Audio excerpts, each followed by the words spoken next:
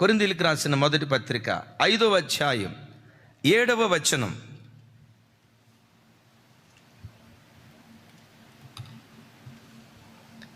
నాతో కలిసి, మీరు పులిపిండి లేనివారు గనుక క్రొత్త మొద్దగుటకై ఆ పాతదైన పులిపిండిని తీసివేయుడి. అంతేకాక క్రీస్తువును మన పస్కా పశువు వధించబడెను. యేసుక్రీస్తు ఎవరు? యేసుక్రీస్తు ఎవరు? పాత నిబంధనలో మర్మమై ఉన్న ఆ పస్కా బలి పశువే క్రొత్త నిబంధనలో బయలుపరచబడిన మన ప్రభు అయిన యేసుక్రీస్తు వారు. హల్లెలూయా. ఒక మాట, మన పాప విమోచన కొరకై తన కుమారుని ఇవ్వటానికి కూడా వెనుతీయని వాడు. లోకంలో మనకు కావలసిన ఉద్యోగం ఇవ్వడా? మనకు కావలసిన ఇల్లు ఇవ్వడా? భూలోకంలో సుఖంగా బ్రతకటానికి కావలసింది ఇవ్వడా? ఒక మాట అండి, తండ్రి అయిన దేవుని దగ్గర ఉన్న వాటన్నిటిలో అతి శ్రేష్టమైంది ఏది? యేసుక్రీస్తే. తన ఏకైక కుమారుడు. శ్రేష్టమైన తన కుమారుణ్ణి ఇవ్వటానికి రోమపత్రికలో అంటాడు కదా, శ్రేష్టమైన తన ఏకైక కుమారుణ్ణే ఇవ్వటానికి వెనుతీయని దేవుడు వాటితో పాటు తతిమై మనకి ఎందుకు ఇవ్వడు? ఇప్పుడు ఒక మాట అండి, నా దగ్గర 100 కోట్లు ఉన్నాయి అనుకోండి, లేవు కానీ 100 కోట్లు ఉన్నాయి అనుకోండి నా దగ్గర. ఇప్పుడు నేను మీకు 100 కోట్లు ఇవ్వటానికి సిద్ధపడ్డా. ఎంతమ్మా? పెద్దగా చెప్పండి. పెద్దగా చెప్పండి. 100 కోట్లు ఇవ్వటానికి నా మనసులో ఉంది, ఈ బిడ్డకు 100 కోట్లు ఇవ్వాలా, ఈ బిడ్డకు 100 కోట్లు ఇవ్వాలా అని అనుకున్నా, ఉద్దేశించా. 100 కోట్లు ఇవ్వటానికి సిద్ధపడ్డా. మీరు ఎప్పుడైనా వచ్చి, అన్నయ్య ఒక 100 రూపాయలు కావాలన్నయ్య అని అడిగారు అనుకోండి, అమ్మో 100 అని అంటానా? 100 కోట్లు ఇవ్వాలనుకున్న నాకు 100 రూపాయలు ఎంత? ఆఫ్టర్ ఆల్ ఏదైనా ఇస్తా. తన ప్రియమైన ఏకైక కుమారుని ఇవ్వటానికి వెనుతీయని దేవుడు, తమ్ముడు, భూమి మీద నువ్వు సుఖంగా సౌఖ్యంగా బ్రతకటానికి ఏమేమి కావాలో ప్రతిదీ ధారాళంగా దయచేస్తాడు. కుమారుని ఇవ్వటానికి ఆయన వెనుతీయలేదు. ఆమెన్. కొంచెం గట్టిగా చెప్పండి అండి, కొంచెం గట్టిగా చెప్పండి, కొంచెం గట్టిగా చెప్పండి. ఎవరిని ఇవ్వటానికి వెనుతీయలేదు? తండ్రి అయిన దేవుని దగ్గర ఉన్న వాటన్నిటిలో అతి శ్రేష్టమైంది ఏది? దేవదూతల కంటే, భూమి కంటే, ఆకాశం కంటే, సర్వ సృష్టి కంటే అతి శ్రేష్టమైన వారు యేసుక్రీస్తు ప్రభువారు. తన సొంత కుమారుని ఇవ్వటానికి వెనుతీయని వాడు. మంచి ఉద్యోగం ఇవ్వడా? మంచి వ్యాపారం ఇవ్వడా? మంచి ఆర్థిక స్థితిగతులు ఇవ్వడా? తన కుమారుని ఇవ్వటానికి వెనుతీయలేదు. తన కుమారుడు ద్వారా తన నిత్య సంకల్పాన్ని, మొదటి సంకల్పాన్ని నెరవేర్చాడు. ఏంటి? ఆ కుమారుని ద్వారా మనందరినీ పరలోకపు తండ్రి కుమారులుగా స్వీకరించాడు. Praise the Lord. యేసుక్రీస్తు వారు పరలోకపు తండ్రికి కుమారుడు. మనం కూడా ఏమయ్యాం? ఇప్పుడు యేసయ్య మనకెవరు? పెద్దన్నయ్య. ఆమేన్. పెద్దగా చెప్పండి. యేసయ్య ఎవరు? అప్పుడప్పుడు ప్రార్థన చేసేటప్పుడు, అమ్మా ఎవరైనా మా ఇంట్లో 2 ఆడపిల్లలమే, ఒక్కళ్ళు అందరూ మా ఇంట్లో అందరూ. మన ఇంట్లో ఆడపిల్లలు ఉంటాం ఏంటంటే, మనందరి ఇళ్ళకి పెద్ద అని ఒక ఆయన ఉన్నాడు. పెద్దగా చెబుతాం ఆమేన్. అందుకని ఎప్పుడైనా ప్రార్థన చేసేటప్పుడు యేసయ్యా అని అంటమే కాదు, పెద్దన్నా. పెద్దగా చెప్పండి. యేసయ్య ఎవరు మనకి? పెద్దగా చెప్పాలి. చిన్న అన్నయ్య కాదు. చిన్న అన్నయ్య అన్నీ తీసుకొని పోతూ ఉంటాడు. పెద్ద అన్నయ్య ఉన్నాడు చూసారా? చెప్పాలి. కుటుంబ భారాన్ని అంతా మొదట మోసేది ఎవరు? యేసయ్య. ఎవరో తెలుసా? నీ పెద్దన్న. ఆ పెద్దన్న ఏం చేశాడో తెలుసా? ఆయన ఒక్కడే తండ్రికి కుమారుడిగా ఉండటం కాదు, మనందరినీ పరలోకపు తండ్రికి కుమారులుగా, కుమార్తెలుగా మార్చాడు. గలతీ పత్రికలో అంటాడు, ఆ శాపపు కాడిని విరగొట్టాడు. యేసయ్యకి మహిమ కలుగును గాక. మొదటి మర్మం, దేవుని నిత్య సంకల్పం ఏంటంటే మనమందరం దేవునికి కుమారులం కావాలి. Praise the lord. రెండవ మర్మం ఏంటో తెలుసా? ఎఫెసీయులకు రాసిన పత్రిక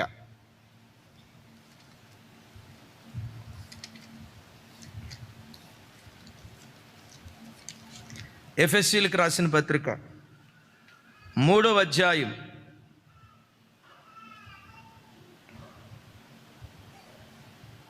4-5 వచనాలు. 5-6 వచనాలు తమ్ముడు, 5-6 వచనాలు. ఇక్కడ నుంచి పెద్దగా చెప్పాలి అందరూ. ఈ మర్మం ఇప్పుడు ఆత్మ మూలముగా దేవుని పరిశుద్ధులకు అపోస్తులకును ప్రవక్తలకును బయలుపరచబడి ఉన్నట్లుగా పూర్వకాలమందు మనుషులకు తెలియపరచబడలేదు. ఈ మర్మమేదనగా, ఏ మర్మం? మీరు అటు చెప్పొద్దు. అనాది నుంచి ఉన్న మర్మం. ఏ మర్మం? ఏ మర్మం? ఇంకో మాట కూడా చెప్పాలి. యుగయుగాలలో తరతరాలలో మలుగు చేయబడిన మర్మం. ఏంటి ఆ మర్మం? ఇక్కడ నుంచి ఈ మర్మం ఏదనగా అన్యజనులు సువార్త వలన క్రీస్తు యేసునందు యూదులతో పాటు సమాన వారసులను, ఒక శరీరమందలి సాటి అవయవములను వాగ్దానములో పాలివారయ్యున్నారనున్నదియే. చప్పలు కొడతా ఆయనకి స్తోత్రాలు చెప్దాం. విన్నారా? ఈ మర్మం ఏదనగా, ఈ మర్మం ఏ మర్మం? అనాది నుంచి. ఏ మర్మం? యుగయుగాలలో తరతరాలలో మరుగు చేయబడిన మర్మం. ఈ మర్మం ఏదనగా సువార్త వలన యేసుక్రీస్తునందు యూదులతో పాటు ఎవరు? యూదులతో పాటు అన్యజనులు సమాన వారసులను, ఒక శరీరమందలి సాటి అవయవములను వాగ్దానములో పాలివారై ఉన్నారనున్నదియే. చప్పలు కొడుతూ దేవునికి స్తోత్రాలు చెప్దాం. దైవజనమా, అన్యజనులు అనే పదం వాడారు. ఎందుకు అన్యజనులు అంటే ఎవరు? ఇంకొక మాటలో చెప్పండి. అన్యజనులు అంటే ఎవరు? బైబిల్ పదం చెప్పాలి. ఏదో మీ ఎక్కడి నుంచి బయలుదేరిన మాట కాదు, ఎక్కడి నుంచి బయలుదేరిన మాట చెప్పాలా.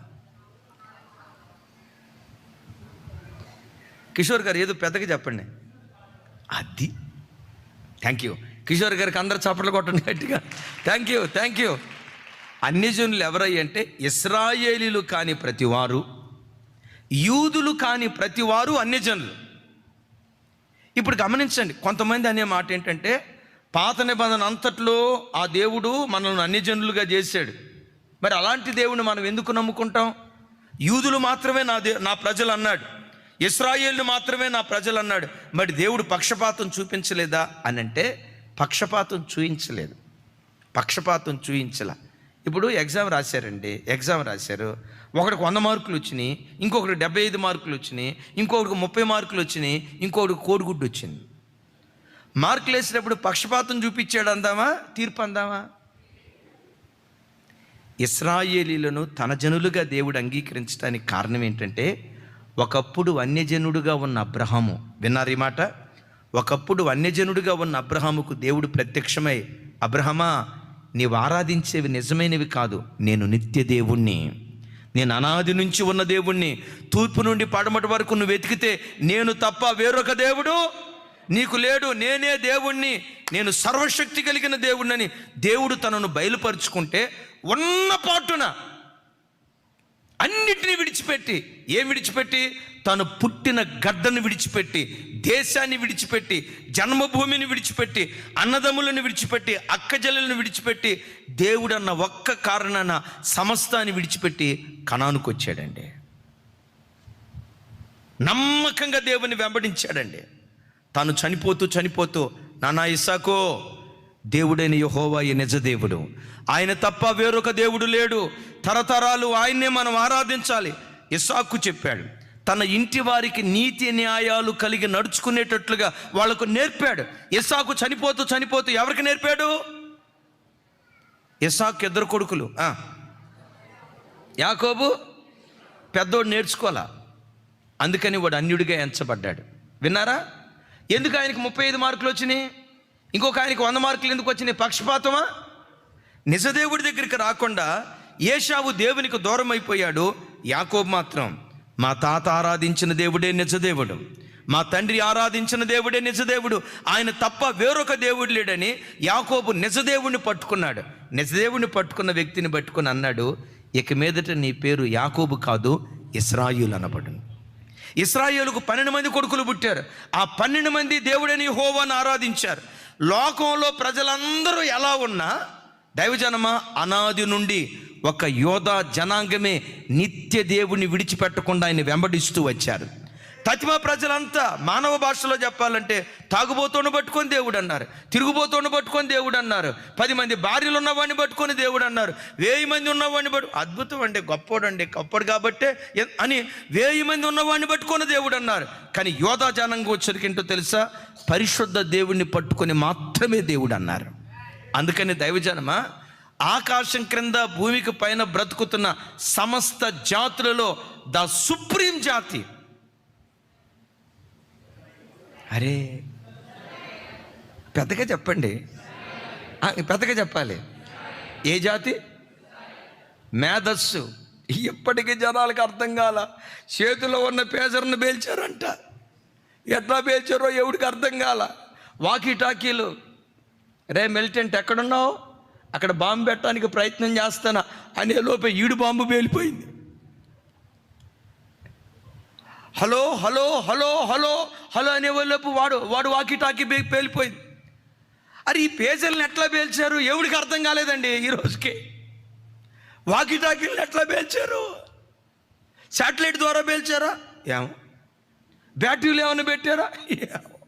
ఎప్పటికీ అర్థం కాక జనాలు జుట్టు బిక్కుంటున్నారు. విచిత్రం తెలుసా, వాళ్ళకున్న మేధస్సు ఎంత అంతా కాదు. ఇప్పటికీ అర్థం కాక, గతంలో చెప్పాను, ప్రపంచంలో అతి మేధావిగా పిలువబడిన వ్యక్తి ఐన్స్టీన్, యూదుడు. అసలు ఈయన బ్రెయిన్లో ఏదో ఉందని చెప్పి ఆ బ్రెయిన్ని 216 ముక్కలు చేసి ప్రపంచ దేశాల్లో ల్యాబొరేటరీకి పంపించారట. ఈయన మెదడులో ఏదో ఉండి ఉంటుంది, ఈయన మెదడులో ఉన్న నరాల్లో ఏదో ఉంటుంది, మీరు పరిశోధించి చెప్పండి అని మొత్తం పరీక్ష చేస్తే మెదడులో ఏమీ లేదంట. అందరి మెదడు ఏదో, ఈయన మెదడు కూడా అదేనంట. ఈలోపు ఒక ఆయన అన్నాడట, ఆ మెదడులో ఏమీ లేదు, ఐన్స్టీన్ ఆరాధించే దేవునిలో ఉందంతా. ఆయన మహాత్యం కలిగిన మహాదేవుడు. Praise the lord. ఈరోజు ప్రపంచాన్ని శాసిస్తున్న జాతి. అరే పెద్దగా చెప్పాలండి, ఆ మధ్య కారు కనిపెట్టారు. ఎంతమందికి తెలుసో, తెలిసిన వాళ్ళు చేతులు ఎత్తండి నేను చెప్పిన తర్వాత. ఇప్పుడు కాదు, ఒక కారు తయారు చేశారు. ఆ కారు ఏంటో తెలుసా, రోడ్డు మీద అట్లా స్పీడ్గా వెళ్తుంది. ట్రాఫిక్ జామ్ అయిందనుకోండి, రెక్కలు బయటకు వచ్చి జువ్వుమని ఎగురుకుంటా వెళ్తుంది విమానంలాగా. చదివారు ఎవరైనా? చదివిన వాళ్ళు చేతులు ఎత్తండి. దాన్ని కనిపెట్టింది ఎవరో తెలుసా? ఇజ్రాయేలీలు. కావాలంటే కారు, లేకపోతే విమానం. ఒరే మీ బుర్రలో ఏముందిరా? బుర్రలో ఏమీ లేదు. బుద్ధి జ్ఞాన సర్వ సంపదలు కలిగిన దేవుణ్ణి ఆరాధించే ప్రజలు. ద సుప్రీం సుప్రీం సుప్రీం అన్ని జాతుల కంటే అతి శ్రేష్టమైన జాతిగా నేటికి విరాజులతో ఉంది యోధా జాతి. యేసయ్యకి మహిమ కలుగును గాక. చూడండి, రైఫిల్తో పేలిస్తే సహజంగా ఒక అతను కారులో వెళ్తున్నాడు. రైఫిల్తో పేల్చేటప్పుడు ఏ స్పీడ్తో వెళ్తున్నాడో క్యాల్కులేషన్ వేస్తారు. బుల్లెట్ ఇక్కడి నుంచి వదిలితే నిమిషం తర్వాత అతన్ని తాకిద్ది. ఆ 60 కిలోమీటర్ల స్పీడ్తో వెళ్ళేటప్పుడు నిమిషం తర్వాత ఎక్కడుంటాడో దాన్ని టార్గెట్ చేసుకొని బుల్లెట్ వదులుతారు. సహజంగా ప్రపంచంలో ఉన్న పిస్తళ్ళన్నీ అట్లుంటాయి. ఇప్పుడు ఇట్లా వెళ్తున్నాడు, ఇంకో నిమిషం తర్వాత ఇక్కడికి వస్తాడు అని ఇక్కడ బుల్లెట్ వదిలితే అతను ఇక్కడ దాకా వచ్చి అటు వెళ్తే వదిలిన బుల్లెట్ ఏమైపోద్ది? నా మాట అర్థం కాలేదా? అర్థమైంది కదా? ఇంకోసారి చెప్పాలా? అర్థమైందా? అంటే రైట్, అర్థమైంది కదా? అయితే ఇజ్రాయేలు తయారు చేసిన బుల్లెట్ ఏంటో తెలుసా? చూడండి. ఇప్పుడు ఇతని కారులో 60 కిలోమీటర్లు 100 కిలోమీటర్ల స్పీడ్తో వెళ్తున్నాడు. కొంత దూరం వెళ్ళిన తర్వాత సడన్గా ఇటు తిప్పాడు అనుకోండి, ఆ బుల్లెట్ ఫెయిల్ అయిపోద్ది. వీళ్ళు తయారు చేసిన బుల్లెట్ ఏంటో తెలుసా? ఒక్కసారి బుల్లెట్ ఎదిలితే వాడు ఎన్ని టర్నింగ్లు తిరిగితే బుల్లెట్ కూడా అన్ని టర్నింగ్. వాడు బుల్లెట్ వదిలితే వాడు ఎన్ని టర్నింగ్లు తిరిగినా బుల్లెట్ కూడా అన్ని టర్నింగ్లు తిరిగిద్దంట. రివర్స్ గేర్ తీసుకుంటే ఏది చెప్పాలి. ఆ కారులో నుంచి దిగి బయటకు పరిగెత్తితే వాడు ఎక్కడికి వెళ్తున్నా పరిగెత్తుకుంటా రివర్స్ గేరే, ఫ్రంట్ గేరే, రైట్ గేరే, లెఫ్ట్ గేరే, ఏ గేరే ఏటి వెళ్తున్నా అటు వెళ్ళి బుల్లెట్ టకమని తగిలిద్ది అంటండి. ఎట్లా కనిపెట్టారా ఇది? మీకు తెలివితేటలో మాలో ఏమీ లేదు. బుద్ధి జ్ఞాన సర్వ సంపదలు మా దేవునిలో దాగి ఉన్నాయి. Praise the lord. చెబుదాం ప్రైజ్ ది లార్డ్. ఇప్పుడు మీరు వినుంటారు కదా ఐరన్ డోమ్. మీరు అనుకుంటారు పైన ఐరన్ షీట్ ఏం పెట్టినట్టున్నారు. ఐరన్ షీట్ పెట్టడానికి అదేమన్నా 100 గజాల స్థలమా, 1000 గజాల స్థలమా, లేకపోతే ఎకరం స్థలమా, 2 ఎకరాల స్థలమా? దేశం అండి ఐరన్ డోమ్. గమనించండి, ఈ సిస్టమ్ ద్వారానే, శాటిలైట్ వ్యవస్థ ద్వారానే ఆ దేశం చుట్టూత దేవుడు అంటాడు కదా, యెరూషలేము చుట్టూత నేను అగ్ని ప్రాకారంగా ఉంటాను అన్నాడా? అసలు ఈ మాటలు, ఈ దేవుని మాటలు ఎంత ఖచ్చితమో చూడండి అమ్మా. అయితే ఇప్పుడు ఏంటంటే పక్షపాతపు చూపించటం కాదు, వాళ్ళకున్న వ్యక్తిత్వాన్ని బట్టి దేవుడు వాళ్ళని ఎన్నుకున్నాడు. అయితే ఇప్పుడు దేవుని మనసు ఏంటో తెలుసా? అయ్యో, సమస్త ప్రజలు నా ప్రజలే కదా, కానీ యోధా జనాంగం ఒకటే నా దగ్గరకు వచ్చింది. ఇప్పుడు సమస్త అన్యజనులు కూడా విధేయులు కావాలి. అన్ని ప్రజలను కూడా నా దగ్గరికి తీసుకొచ్చుకోవాలి. ఎట్లా తీసుకొచ్చుకోవాలని అందరూ ఆలోచిస్తూ ఉంటే పరలోకపు తండ్రి అన్నాడు, ఓరి నాయనా మీరేం కంగారు పడొద్దు, అనాదిలోనే నాకు ఒక సంకల్పం ఉంది. ఏంటి ఆ సంకల్పం? యేసు క్రీస్తు వారి ద్వారా అన్యజనులను కూడా నా దగ్గరికి తీసుకొచ్చి యూదులతో కూడా సమాన వారసులను ఒకే శరీరములో సాటి అవయవాలము వాగ్దానానికి వారసులుగా చేయాలి. Praise the lord. ఇప్పుడు యేసుక్రీస్తు వారి ద్వారా జరిగిన బృహత్తరమైన కార్యం ఏంటో తెలుసా? యూదుడని భేదం లేదు, అన్యుడని భేదం లేదు, ఇశ్రాయేలీడనే భేదం లేదు. వీరిద్దరిని ఏకం చేసి వీరిద్దరిని ఒకే పురుషులుగా మార్చి పరలోకపు తండ్రికి ప్రదానం చేసిన వాడే ప్రభు అయిన యేసుక్రీస్తు వారు. ఈ సంకల్పమే అనాది నుండి దేవుడు సంకల్పిస్తూ ఉన్నాడు. చప్పలు కొట్టే యేసయ్యకు స్తోత్రాలు చెప్దాం. అయితే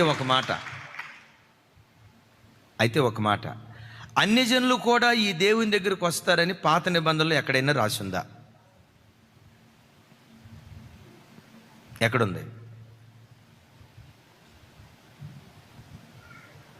అందుకనే బైబిల్ బాగా చదవాలా, చెప్పినప్పుడు బాగా వినాలా. ఉంది, మీకు తెలుసు. ఎక్కడైనా రాసి ఉందా? అద్భుతం, బైబిల్లో రాసి ఉందా? సూపర్. ఇక దానికి తిరిగేలే. అదే బైబిల్లో ఎక్కడ రాసి ఉంది చెప్పాలి గట్టిగా. యెషయా గ్రంథం, రైట్. ఇంకా మొదటి గ్రంథం ఏది? అందరు చెప్పాలి. ఆది కాండంలోనే రాసింది. అబ్రహాముతో దేవుడేమంటారో తెలుసా? నీ సంతాన మూలముగా అన్య జనులను నేను ఆశీర్వదిస్తాను అంటాడు. ఏ జనులను? అదే మాట గలతీ పత్రికలో పౌలు గారు చెప్తాడు. చూడండి ఆ మాట. గలతీలకు రాసిన పత్రిక, చాలా విషయాలు ఉన్నాయి, అవన్నీ చదవటానికి సమయం సరిపోదు. ఇప్పటికే మీ బ్యాటరీ డిశ్చార్జ్ అయిపోయిందన్న సంగతి నాకు తెలుసు. 3వ అధ్యాయం 13, 14 వచనాలు.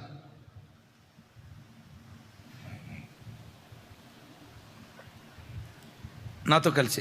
ఆత్మను గూర్చిన వాగ్దానము విశ్వాసము వలన మనకు లభించినట్లు అబ్రహాము పొందిన ఆశీర్వచనము క్రీస్తు యేసు ద్వారా అన్యజనులకు కలుగుటకై క్రీస్తు మన కోసము శాపమై మనలను ధర్మశాస్త్రము యొక్క శాపము నుండి విమోచించెను. చప్పలు కొట్టు స్తోత్రాలు చెప్దాం.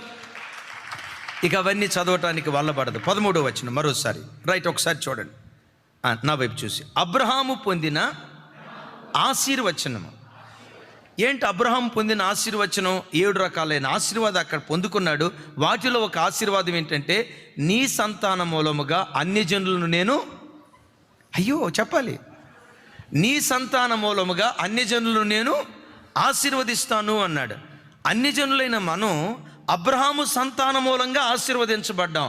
అబ్రహాములో నుండి ఇస్సాకు, ఇస్సాకులో నుండి యాకోబు, యాకోబులో నుండి యోధా, యోధాలో నుండి దావీదు, ఆ దావీదులో నుండి లోకరక్షకుడైన యేసుక్రీస్తు వారు, యేసుక్రీస్తు వారి ద్వారా మనమందరం రక్షించబడటానికి దేవుడు కృప చూపించాడు. ఇప్పుడు చెప్పండి, యేసుక్రీస్తు వారి ఎవరి సంతానం? అదే, యేసుక్రీస్తు వారు ఎవరి సంతానం? అబ్రహాము సంతానం కదా. ఏమన్నాడు? అబ్రహామా, నీ సంతాన మూలముగా అన్యజనులను. ఇప్పుడు నేను ఇక్కడ కూర్చున్నా. ఇక్కడ కూర్చోవడానికి నాకు ఈ కృప ఇచ్చింది ఏదో తెలుసా? అబ్రహాము సంతానంలో పుట్టిన యేసుక్రీస్తు వారు. మనం అందరం దేవుని ప్రజలుగా కూర్చొని దేవుని వాక్యాన్ని వింటున్నాం, అబ్బా తండ్రి అని మొరపెట్టగలుగుతున్నాం. వాస్తవంగా మనం అన్ని జనులైన మనకు ఈ రక్షణ భిక్షగా ఎవరి ద్వారా కలిగిందో తెలుసా? అబ్రహాము సంతానమైన యేసుక్రీస్తు వారి ద్వారా మన భుజాల మీద ఉన్న శాపపు కాడి విరగొట్టబడి యూదులతో కూడా సమాన వారసులుగా మార్చబడి, ఇప్పుడు యూదులు ఎంత మేధావులో క్రైస్తవుడు కూడా అంత మేధావిగా మార్చబడటానికి దేవుడు కృప చూపించాడు. ఎందుకో తెలుసా? మన రక్షణకర్త ఎవరో తెలుసా? బుద్ధి. పెద్దగా చెప్పాలి, నచ్చలా, ఇంకొంచెం పెద్దగా చెప్పండి. ఆయన సరిగ్గా నువ్వు ఆరాధించాలి, కానీ నిన్ను మించిన మేధావి, నీ పిల్లల్ని మించిన మేధావి ఎవడు ఉండడు ఇంకంతే. ఆమెన్. ఎందుకు? జ్ఞానాధారము నేనే, ఆయనే జ్ఞానం. Praise the lord. అంటే యూదులకు ఎంత మేధస్సు ఇచ్చాడో ప్రతి వాగ్దానంలో ఇప్పుడు యూదులతో కూడా మనం ఏమై ఉన్నాం? సమాన. అబ్రహాము వాగ్దానానికి మనం ఇప్పుడు ఏమై ఉన్నాం? ఇస్సాకు వాగ్దానానికి, యాకోబు వాగ్దానానికి, బైబిల్లో ఎన్ని వేల వాగ్దానాలు ఉన్నాయో ఆ వాగ్దానాలన్నిటికీ. అందుకని ప్రతి సమయంలో వాగ్దానాన్ని ఎత్తిపట్టి మనం ప్రార్థన చేయాలి. ఇప్పుడు సైతాన్ గాడు వచ్చి అంటాడు, ఆయన అది అబ్రహాం వాగ్దానం రా అని అన్నాడు అనుకోండి, అబ్రహాము వాగ్దానమే, కానీ క్రీస్తు యేసు ద్వారా ప్రతి వాగ్దానం నా బ్రతుకులో అవునన్నట్లుగానే ఆమెనన్నట్లుగానే ఉన్నాయి. ఇప్పుడు యూదుడని ఈ మధ్య గోడను పడగొట్టింది ఎవరు?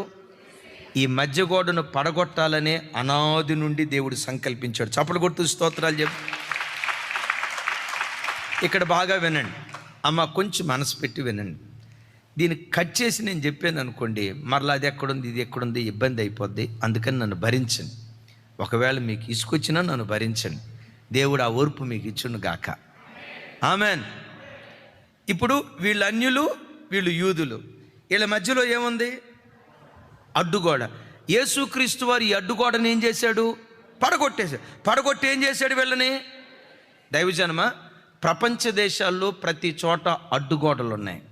వాళ్ళు మాల, వీళ్ళు మాదిగ, వాళ్ళు కమ్మ, వీళ్ళ కాపు, వాళ్ళు రెడ్డి, వీళ్ళు బలిజ, వీళ్ళు ఆంధ్ర, వాళ్ళు తెలంగాణ, వాడు అరవోడు, వీడు తమిళవాడు, వీడు మలయాళీ వాడు, వీడు ఆంధ్ర వాడు, వాడు ఉత్తర భారతదేశం, వీడు దక్షిణ భారతదేశం, వాళ్ళు అమెరికా వాళ్ళు, వీళ్ళు ఆస్ట్రేలియా వాళ్ళని జాతులు, కులాలు, వర్గాలు, అడ్డుగోడలు ఉన్నాయి. అద్భుతం తెలుసా? యేసుక్రీస్తు వారి రక్తం ఈ అడ్డుగోడలన్నిటినీ పడగొట్టి అందరినీ ఒకే చోట కూర్చోండబెట్టి ఏకం చేసింది. గట్టిగా చెప్దాం ఆమేన్. ఇప్పుడు క్రైస్తవ సంఘాల్లో ఏముండకూడదు? పెద్దగా చెప్పాలి.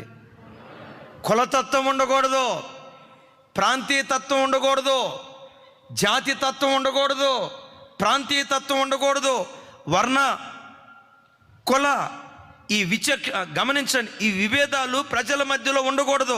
ఉన్నాయి అంటే వాటిని గురించి నువ్వు మాట్లాడేవంటే దేవుడు పడగొట్టిన వాటిని మరలా నువ్వు తిరిగి కడుతున్నావు అని అర్థం. Praise the lord. ఇప్పుడు ప్రజలందరినీ దేవుడు ఏం చేశాడు? సైతాన్ గాడు ఏం చేస్తున్నాడు? కడతా ఉన్నాడు, ఎక్కడికక్కడ గోడలు కడతా ఉన్నాడు. ఇంక ఇప్పుడు ఈ మధ్యకాలంలో ఎక్కువ కులతత్వం, మతతత్వం ప్రజల మధ్యలో రోజు రోజుకు పెరిగిపోతా ఉంది. ఆ జాడ్యం, దరిద్రం ఎక్కడికి వచ్చింది? సంఘాల్లో కూడా వచ్చింది. ఒరే, నేను పడగొట్టినట్టుని కడితే నువ్వు అపరాధి అయిపోతావురా అన్నాడు. మీకు ఒక మాట చెప్తాను, ఎరుకో గోడలు పడగొట్టారు కదా, పడగొట్టిన గోడలను తిరిగి కడితే ఏమన్నాడు? ప్రాకారం పడగొట్టడం ప్రారంభించాడా, జ్యేష్ఠ కుమారుడు చచ్చిపోతాడు. తలుపులు వేయటం నిలవబెట్టారా, కనిష్ఠ కుమారుడు చచ్చిపోతాడు. మీరేం భయపడద్దు. కులాలు గూర్చి ఎవడైనా మాట్లాడితే అలాంటివి జరుగుతుంది. వాక్యం చెప్తుంది ఆ మాట, వాక్యం చెప్తుంది ఆ మాట. కొంతమందికి చూడండి, ఎంతైనా చెప్పు, ఎలికతోలు ఎంత ఉతికినా నలుపు నలిపే, కానీ మా ప్రజలకు కులజాడ్యం కూడా బాధండి. బాధ నువ్వు ఎంతైనా ఉతుగ్గాక. అయ్యగారు, మా కాపుల అమ్మాయినే చూడయ్యగారు. ఏమా, మీ కాపుల అమ్మాయికి 4 తలకాయలు ఉన్నాయా? ఇట్లా కోస్తే కాపుల రక్తం వస్తుందా? మాల రక్తం వస్తుందా? మాదిగ రక్తం వస్తుందా? గమనించండి, ఈ గజ్జి ఏళ్ళను కూడా వదిలిపెట్టలా. పడగొట్టిన వాటిని తిరిగి కడితే మరలా వాడు అపరాధి అయిపోతాడు. యేసయ్య పడగొట్టిన అడ్డుగోడలను మరి అన్నడు మనం కట్టకుందుముగాక. చప్పట్లు కొడుతూ స్తోత్రాలు చెప్దాం. అంటే చెదిరిపోయిన ఈ ప్రజలందరినీ యేసుక్రీస్తు ద్వారా ఏకం చేయాలని ఎవరు ఉద్దేశించారు? తండ్రి ఎప్పుడు ఉద్దేశించాడు?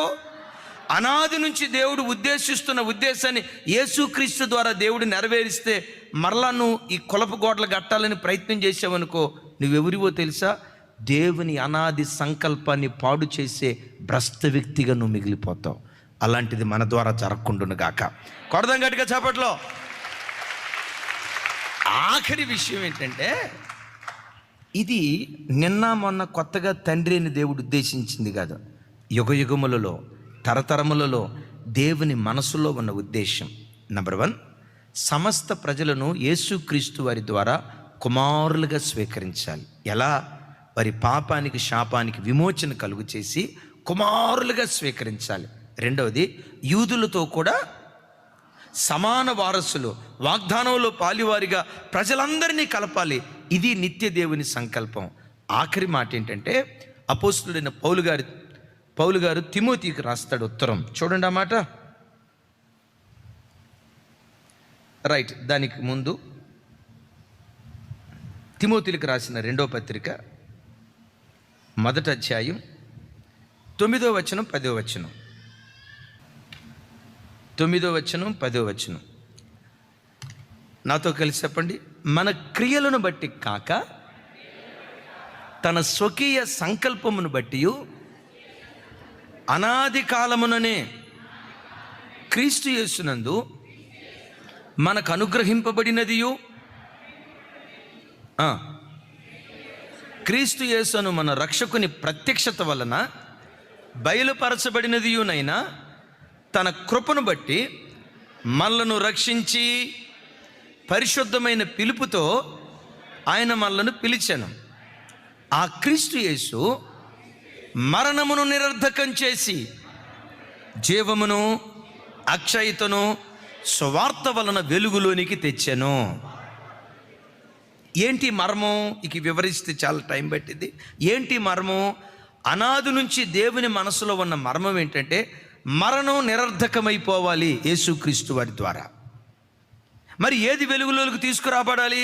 మరణం నిరర్ధకమైపోయి జీవమును అక్షయతను వెలుగులోనికి తీసుకురావాలి. ఇది పరలోకపు తండ్రి మనస్సులో ఉన్న అనాది కాల సంకల్పం. ఎవరి ద్వారా దీన్ని వెలుగులోకి తీసుకురావాలనుకున్నాడు? పెద్ద చెప్పాలమ్మా.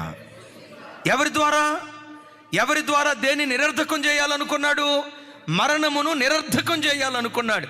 దైవజనమ, మీరు ఎరుగుదురు, మరణం ఎప్పుడు ప్రవేశించింది? ఆదాము దేవుని ఆజ్ఞను అతిక్రమించటాన్ని బట్టి లోకంలో మరణం ప్రవేశించింది. ఆదాము పాపం చేయనంత కాలం దేవుడు అక్షయుడు, ఆదాము అక్షయుడే. విన్నారా? దేవుడు నిత్య జీవం గలవాడు, ఆదాము కూడా నిత్య జీవం గలవాడు. దేవుడు మరణం లేనివాడు, ఆదాము కూడా మరణం లేనివాడు. ఎప్పుడైతే ఆదాము పాపం చేశాడో పాపమునకు వచ్చు జీతం.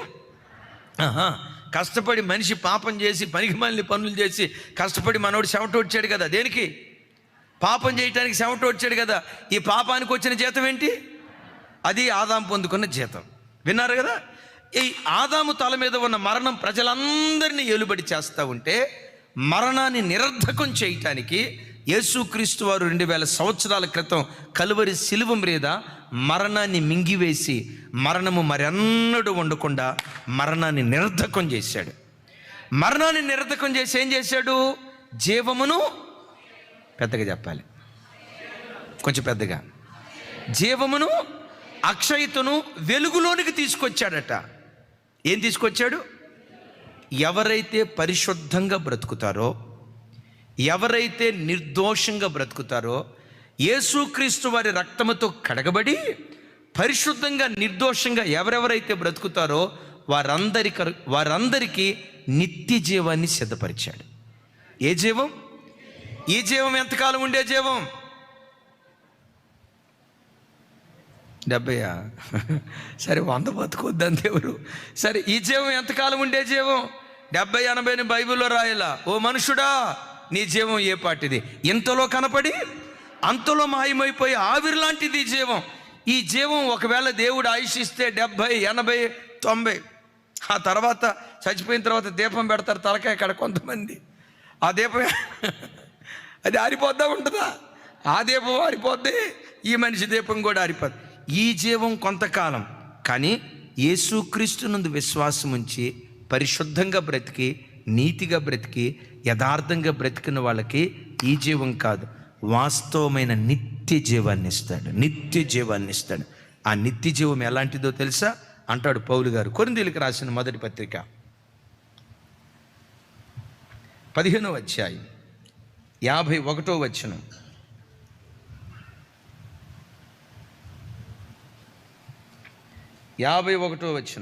చూడండి నాతో కలిసి. ఇదిగో మీకు ఒక మర్మము తెలుపుగోరుచున్నాను, మనమందరము నిద్రించము కానీ నిమిషములో ఒక రెప్పపాటు కాలున కడబోరం రోగగానే మనమందరము మార్పు చెందుదుము. ఏమైపోతామంట? ఏంటా మార్పు? క్షయమైపోయే ఈ శరీరం అక్షయమైన శరీరంగా మారిపోద్ది. బలహీనమైన ఈ శరీరం మహిమ కలిగిన శరీరంగా మారిపోద్ది. ప్రకృతి సంబంధమైన ఈ శరీరం ఆత్మ సంబంధమైన శరీరంగా మారిపోద్ది. యేసయ్యకి మహిమ కలుగును గాక. విలువలేని ఈ శరీరం ఘనమైన శరీరంగా మారిపోద్ది. ఎప్పుడు? యేసుక్రీస్తు వారు మధ్యాకాశానికి వచ్చి కడబోర ధ్వని వినిపించగానే రెప్పపాటు కాలంలో. ఎంతసేపట్లో చెప్పండి? రెప్పపాటు అంటే తమ్ముడు, రెప్పపాటు అంటే అంతే. అట్లనే లోపే ఈ మట్టి దేహం, క్షయమైపోయే ఈ దేహం అక్షయమైన శరీరంగా మారిపోద్ది. ఇది మర్మం అంటాడు. ఈ మర్మం ఎవరి మనసులో ఉంది? ఎప్పటి నుంచి ఉంది? అనాది నుంచి తండ్రి అయిన దేవుని మనసులో ఉన్న మర్మం ఏంటంటే, క్షయమైపోతున్న ఈ దేహంతో బ్రతుకుతున్న ప్రజలకు అక్షయ శరీరాన్ని ఇవ్వాలి. ఈ శరీరం ఏ శరీరం? అరే చెప్పాలి, ఏ శరీరం? ఇప్పుడు 18 సంవత్సరాల వయసులో ఉన్నప్పుడు లేడి పిల్లలాగా గంతులు వేసుకుంటూ పరిగెత్తేవాళ్ళం. ఇప్పుడు పరిగెత్తాలని ఉంటుంది, కానీ పరిగెత్తి చూద్దాం. ఇప్పుడు ఒకప్పుడు మెట్లు ఎక్కాలంటే టక్ టక్ టక్ టక్ టక్ టక్ టక్ టక్, ఇంకా కొంతమంది ఆ బూట్లు వేసుకొని టక్ టక్ శబ్దం వినపడాలని అన్నట్లుగా లిఫ్ట్ ఉన్నా కానీ స్టెప్పుల మీద వెళ్ళేవాళ్ళు. ఇప్పుడు చూడండి 45, 50 వచ్చిన తర్వాత తెలుసా, నీ రేంజ్ ఏంటో తెలియాలంటే జాడీల్లో పచ్చడి ఉంటుంది కదమ్మా. తెలుసా, నీ రేంజ్ ఏంటో తెలియాలంటే జాడీల్లో పచ్చడి ఉంటుంది కదమ్మా. స్పూన్ పెట్టకుండా చేయి పెట్టు, నీ చేయబడిందని నాశనం అయిపోవటమే. అది నీ రేంజ్. వింటారా? పచ్చడిలో చేయి పెట్టకుండా, స్పూన్ పెట్టకుండా చేయి పెట్టు. వారం రోజుల తర్వాత ఆ జాడి మూత తీస్తే తమ్ముడా తెల్లసొక్క తెల్ల ప్యాంట్ వేసుకొని ఉంటుంది. అరే ఎర్రగా ఉన్న పచ్చడి తెల్లగా అయిపోయింది ఏంటి? నీ చెయ్యి మహిమ. ఇప్పుడు అడవిలో జంతువులు ఉంటాయండి, అడవిలో ఆ మార్గం గుండా ఎంత నడుచుకుంటా వెళ్తున్నా గడ్డి మొలుస్తూనే ఉంటుంది. అదే మార్గం గుండా 10 మంది మనుషులు అటెళ్ళి ఇట్రాని నీ అడుగుల దయ మొలక కూడా మొలకెత్తదిక, గడ్డి కూడా మొలకెత్తదు. అక్కడ దాకేందుకండి? చాలామంది ఇళ్ళ మీద కొన్ని బొమ్మలు పెడతారు, దిష్టి తగలకుండా బొమ్మలు. మనం అట్టాడి బొమ్మలు గిమ్మలు నైజంతా మనకు వాస్తు గీస్తూ లేదు. అన్ని క్రీస్తులు పరిహరించబడ్డాయి, ఆయన రక్తంలో పరిహరించబడ్డాయి. కొంతమంది చూడండి అదో రకమైన ఫోటో పెడతారు. ఏ ఫోటో చెప్పండి? ఒకరోజు తూర్పుగోదావరి వెళ్తే ఒకడు ఎక్కిరిస్తున్న కోతి బొమ్మ పెట్టాడు. చూడండి, నర దృష్టి తగలకుండా. అంటే మన చూపు అట్టాడిది, మన చెయ్యి అట్టాడిది, మన కాలు అట్టాడిది. మళ్ళీ మనం అనే మాట ఏంటో తెలుసా? ఇది విలువలేని శరీరం. ఏనుగు చచ్చిన 10,000, బతికిన 10,000. మీరు అనగలరా? నేను చచ్చినా విలువ తగ్గదు, బతికిన విలువ, బతికున్నప్పుడు ఎంత విలువ, చచ్చిన తర్వాత కూడా అంతే విలువ అని అంటావా? బతికున్న దినాల్లో ఇంట్లో ఉంటావు. కొంతమంది అయితే ఘోరం, ఆ ముసలోళ్ళు చచ్చిపోక మునిపే. మీరు కూడా అట్లా బయట పెట్టారేంటి? ఎందుకురా చచ్చిపోక మునిపే బయట పెట్టారంటే, ఇంట్లో అప్పుడు చచ్చిపోతేనంట ఆత్మ లోపటే సుడిగుండం తిరిగిద్దంట. ఇదంతా దరిద్రపు మాట. కళ్ళు మూసిన వెంటనే ఆత్మ ఎక్కడికి వెళ్ళిపోద్ది? ఇంటి చుట్టూతో తిరిగిద్దా? ఈ శరీరం విలువలేని శరీరం, విలువలేని ఈ శరీరాన్ని విలువైన మహిమ కలిగిన శరీరంగా దేవుడు లేపబోతున్నాడు. Praise the lord. అంటే దైవజనమా, దేవుని మర్మం ఏంటో తెలుసా? దేవుడు ఎట్టివాడో ఆయన పోలికలో మనలను చూడాలి. మనందరి కొరకు అనాది నుండి ఒక స్థలాన్ని ఏర్పరిచాడు. ఆ ఒక్క మాట చదివి నేను ప్రార్థన చేస్తాను. చూడండి, ఎఫెసీలకు రాసిన పత్రిక 1వ అధ్యాయం 11, 12 వచనాలు. నన్ను క్షమించాలి మీరు. మరియు క్రీస్తునందు ముందుగా నిరీక్షించిన మనము తన మహిమకు కీర్తి కలగలవలనని పెద్దగా దేవుడు తన చిత్త ప్రకారమైన సంకల్పమును బట్టి ముందుగా నిర్ణయించి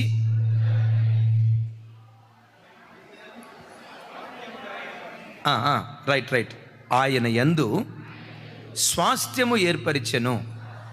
ఏం ఏర్పరిచాడట? ఆయన యందు స్వాస్థ్యముగా ఏర్పరిచెను. కింద పుట్నోట్లో రాసి ఉంటుంది. ఏం రాసి ఉంటుంది చూడండి.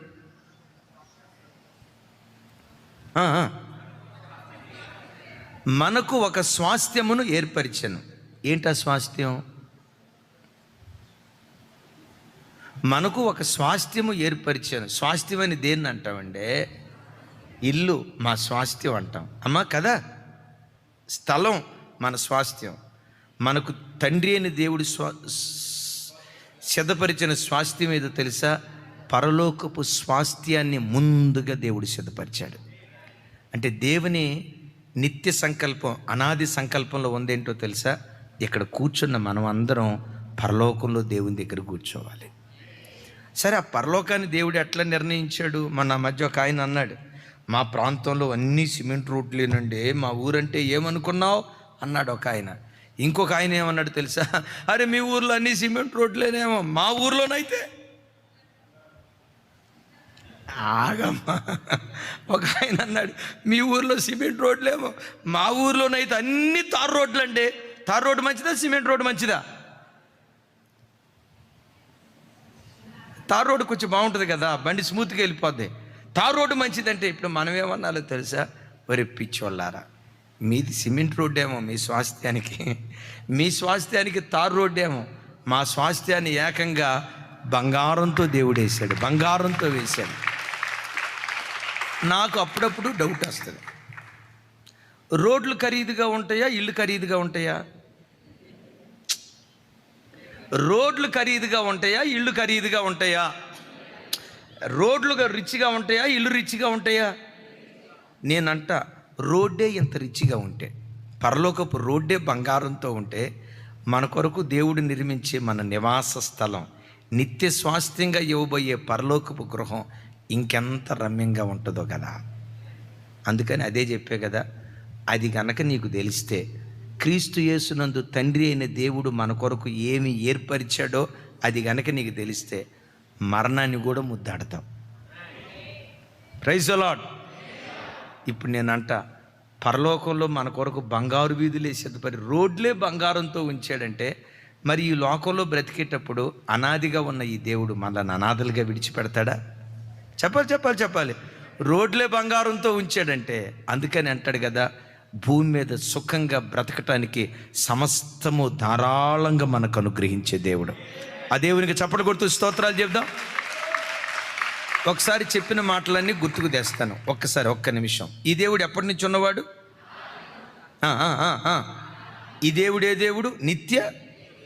ఆయన నిత్య దేవుడు, పరిశుద్ధాత్ముడు, యేసుక్రీస్తు వారు. ఆయన సంకల్పం చెప్పాలి. ఏంటి ఆయన సంకల్పం? ఒకటి, మనలను కుమారులుగా స్వీకరించాలి. రెండవది, యూదులతో కూడా మనలను సమాన వారు. అసలు నిత్య సంకల్పం ఏంటంటే, మరణాన్ని నిరర్ధకం చేసి నిత్య జీవానికి వారసులుగా, అక్షయతకు వారసులుగా చేయాలి. ఇది ఆయన నిత్య సంకల్పం. ఆయన నిత్య సంకల్పం మనందరి జీవితాల్లో నెరవేరును కాక.